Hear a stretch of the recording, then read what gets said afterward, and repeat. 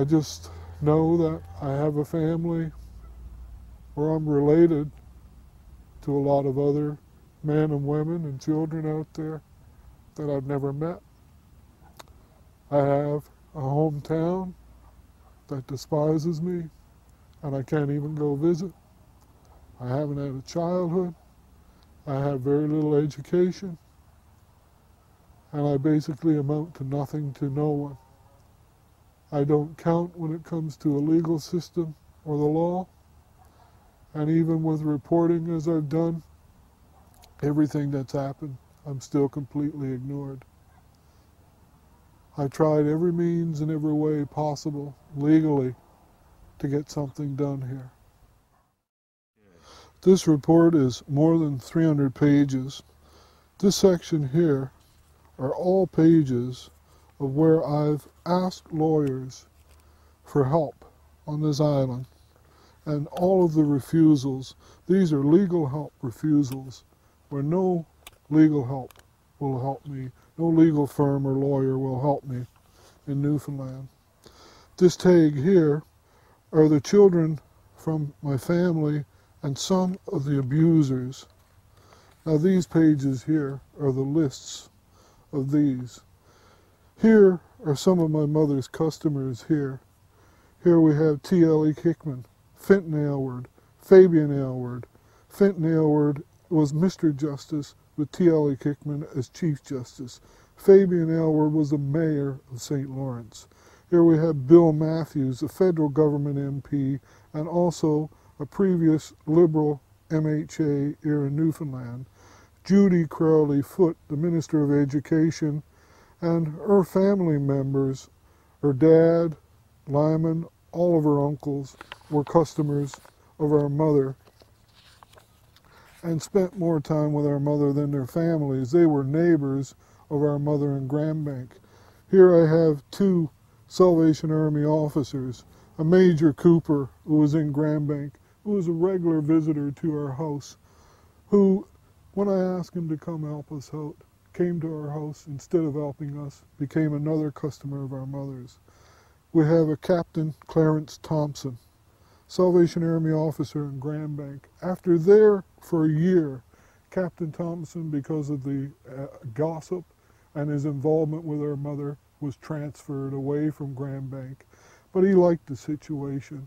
A year or so later, Captain Thompson gets reassigned to Grandbank, and him and our mother were on a first-name basis, and they bopped all over our house with a house full of children.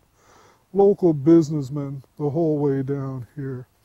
All of these people in Grandbank, a town of 2,500 people, named, listed, and given to all the authorities.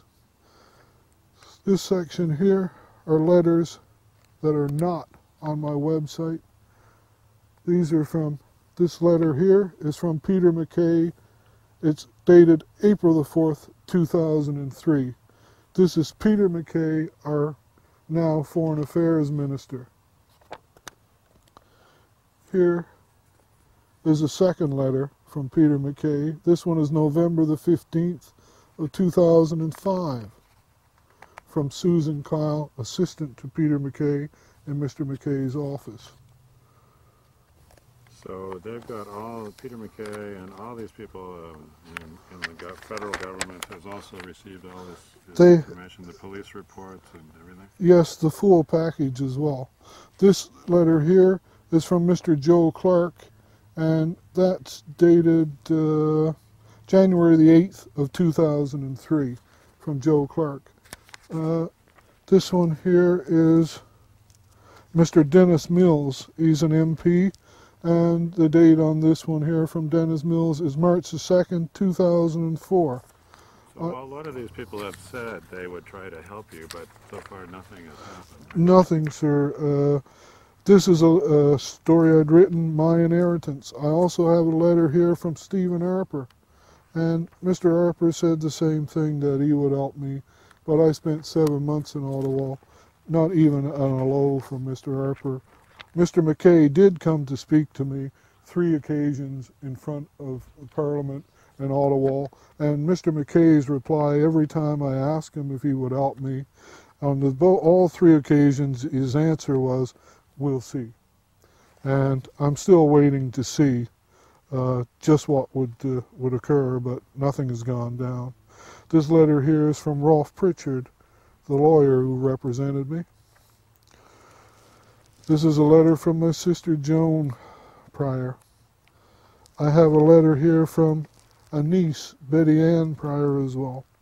These are all letters that I don't have published on the internet because I have no means or method of being able to do it. But these are also corroborating all the abuse that took place in the house? Yes, sir. It details abuses and letters from the MPs, such as Mr. Harper saying, "I'm sorry about what happened to your family. If I am elected, I will make sure that this situation will never happen to another family ever again." Well, when Mr. Harper got elected, I went to Ottawa. I spent 7 months there. I gave out 12,000 handouts. I had permits for 8 months there. I spent 7, and Mr. Harper not once spoke with me. In 7 months, the only MP that did anything on my behalf was my local member here from Conception Bay South, Mr. Norman Doyle, who took this entire 300 pages to Mr. Vic Tay's office and delivered it. And I must say, Mr. Tays had Rob Nickerson and Andrew House in his office work on it. And as I said, in December, Andrew House called me and said the report was on the appropriate desk in Ottawa. Since then, all I've had is being arrested here in Newfoundland and a change of the Legal Justice Department in Ottawa. So basically, I don't know where it stands now, and I don't know even if charges will be dropped until the 28th of June when I go to the Supreme Court of Newfoundland. This entire section here, this is the RCMP statement from 1998 alone, Pete Cornick and Mark London. It's March the 9th of 1998. And this entire section here, 52.5 hours of interviews at the White Hills RCMP detachment in St. John's. All these pages here are the 1998 statement to the RCMP. They told me many times that there was enough evidence already to lay charges, but in more than 2 years, the RCMP lead investigator in Grand Bank, Constable John Moore, lived less than 5 minutes walk, and the RCMP office in Grand Bank was less than 5 minutes walk from our home on Riverside West in Grand Bank, where our mother lived.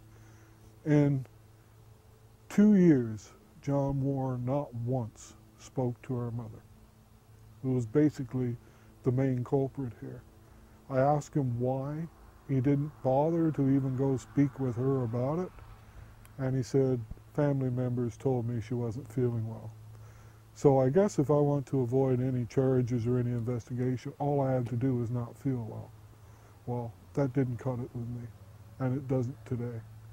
Anyone who could get away with this kind of criminal activity should be called to answer for it. And I'm quite sure that she's dead in 2000, but I would say by now she's answered to the proper authority. I certainly hope that the rest of them, at least, can answer here to the legal authorities, and at least something made of it so they can't get away with doing this to other people again.